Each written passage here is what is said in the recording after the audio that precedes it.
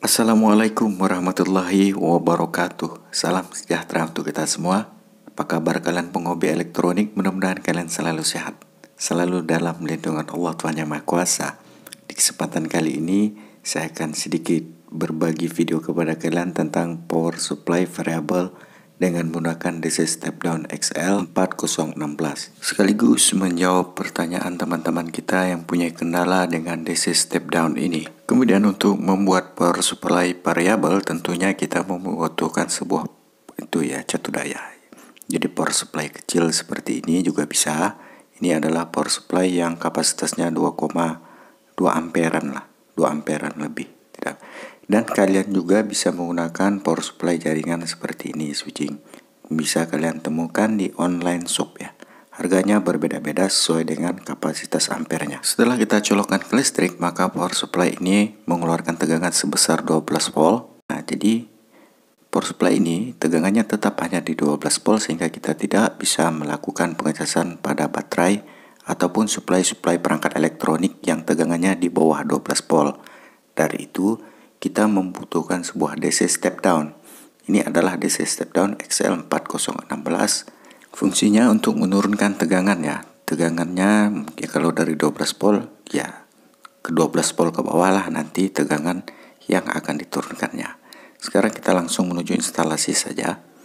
Jadi output dari power supply yang kecil itu masuk ke input dari DC step down ini. Kita perhatikan input plus dan minnya.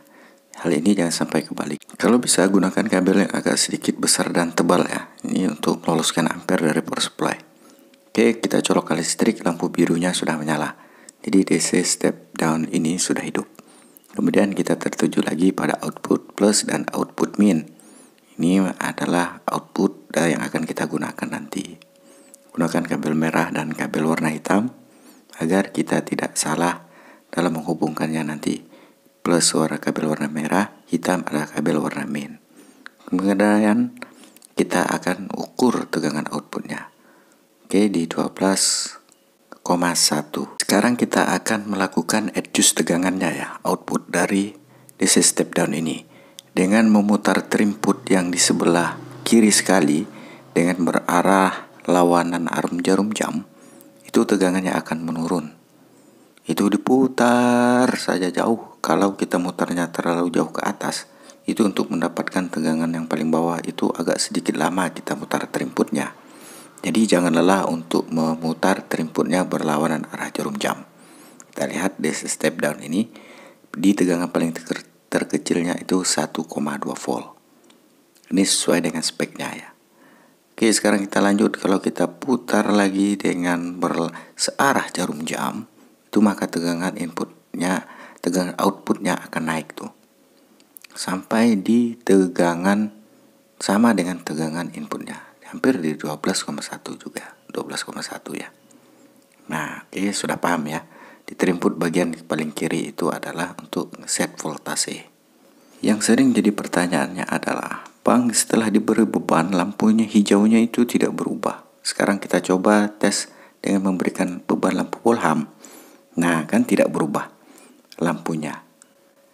Jadi ini sebenarnya DC step down untuk arusnya itu belum kita buka. Outputnya sudah keluar di 12 volt tapi arusnya tertutup. Jadi untuk membuka arusnya kita harus trim. Dari trinput paling sebelah kanan itu searah jarum jam. Kita perhatikan lampu LED-nya makin saya putar dia akan menyala menjadi warna merah. Kita lihat juga output volt-nya semakin lama akan semakin meninggi, naik. Kita putar saja arusnya ini searah jarum jam. Ini yang sering menjadi pertanyaan-pertanyaan teman kita. Setelah diberi beban lampunya tidak berubah. Setelah diberi beban tidak ada efek apapun. Itu arusnya belum kita buka. Nah, demikiannya. Terus selanjutnya, bagaimana cara untuk membaca arusnya? Untuk mengukur arus yang keluar dari DC step down ini, output dari plus dan minus dari DC step down, untuk yang plusnya terhubung langsung ke plus dari beban. Ini ke bola lampu. Kemudian yang untuk min dari DC step down ini akan kita hubungkan ke multimeter ke probe hitam. Kemudian untuk plusnya itu sudah menjadi output negatif. Nah, kalau kita lihat tidak ada pergerakan arus sama sekali. Ini kenapa? Karena arusnya belum kita buka. Sekarang kita buka dulu arusnya dari DC step down ini dengan memutar terinput searah putaran jarum jam, maka lampu pijar ini akan menyala dan lampu LED dari DC step down yang berwarna merah pun akan hidup menyala. Kita perhatikan arusnya sudah berjalan di 2 ampere 200. Ya, demikian ya. Jadi jika terinput arus tidak kita buka, maka DC step down-nya untuk lampunya tidak berubah. Sekarang kita akan coba trim lagi. Untuk voltasenya sudah tidak bisa ya, karena memang beban dari power supply ini hanya 2 ampere lebih. Sekarang kalau kita lihat untuk perubahan lampu LED-nya itu berada di kisaran 300 sampai 400 mA. Baru lampu LED warna merah akan menyala. Nah, Bang, kalau saya kok lampunya warna biru dikasih beban baru menyala. Itu diputar saja kawan. Jadi tidak ada kesepakatan untuk lampu LED-nya ini ya.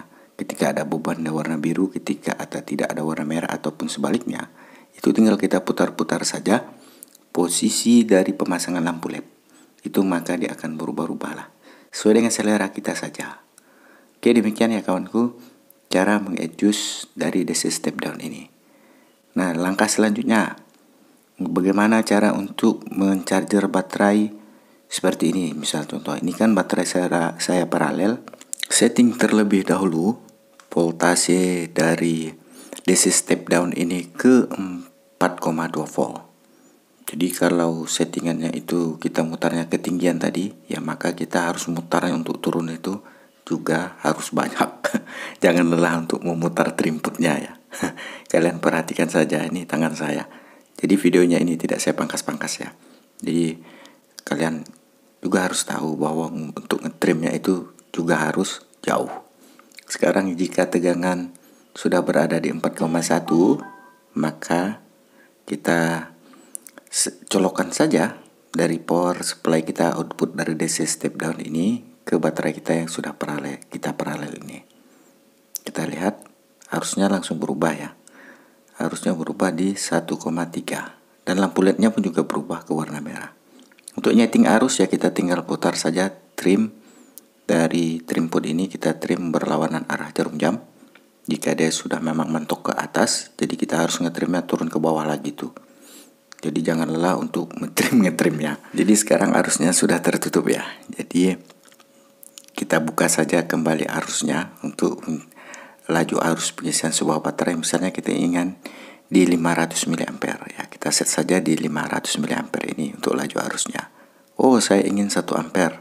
Tinggal trim saja searah putar arah jarum jam di 1 ampere sampai dia mentok di 1 ampere. Jadi DC step down seperti ini dia memang harus menggunakan volt ampere meter agar mudah kita memantau untuk voltase dan juga arusnya.